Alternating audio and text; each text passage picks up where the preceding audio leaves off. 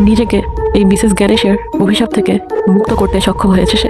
এখন আর কোনো চিন্তা নেই, আর কোনো ভয় নেই। ক্রিস্টিন এখন সম্পূর্ণ মুক্ত। সকাল হয়ে গেছে। এরই সঙ্গে ক্রিস্টিনের জীবনেও নতুন সকাল এসেছে। রাত কেটে যাওয়ার সঙ্গে সঙ্গেই ক্রিস্টিনের জীবনের সমস্ত অন্ধকারও কেটে গেছে। বাসায় এসেই ক্রিস্টিন লম্বা একটা শাওয়ার নেয়। আজকে ক্লের সাথে ক্রিস্টিনের ট্রিপে যাওয়ার কথা, সেজন্যই ক্রিস্টিন এখন রেডি হচ্ছে। ক্রিস্টিন আজকে খুব খুশি। ওদিকে ক্লে এতক্ষণে স্টেশনে ক্রিস্টিনের জন্য ওয়েট করছে। ক্লে ঠিক করে রেখেছে আজকে সে ক্রিস্টিনকে বিয়ের জন্য প্রপোজ করবে। সে একটি আংটিও কিনে রেখেছে আর অধীর আগ্রহে অপেক্ষা করছে কখন ক্রিস্টিন আসবে। ক্রিস্টিন স্টেশনের উদ্দেশ্যে রওনা দেয়। যাওয়ার পথে ক্রিস্টিন একটি সুন্দর জ্যাকেট দেখে, যেটি ওর খুবই পছন্দ হয়। এরপর ক্রিস্টিন সেই জ্যাকেটটি নিয়ে নেয়। সেটি পরেই ক্রিস্টিন ক্লের কাছে আসে। এরপর ক্লে বলতে থাকে, আমি তোমায় কিছু বলতে চাই ক্রিস্টিন। কিন্তু ক্রিস্টিন ক্লেকে থামিয়ে দিয়ে বলে, আমিও তোমায় কিছু বলতে চাই, কিন্তু আগে আমি বলবো।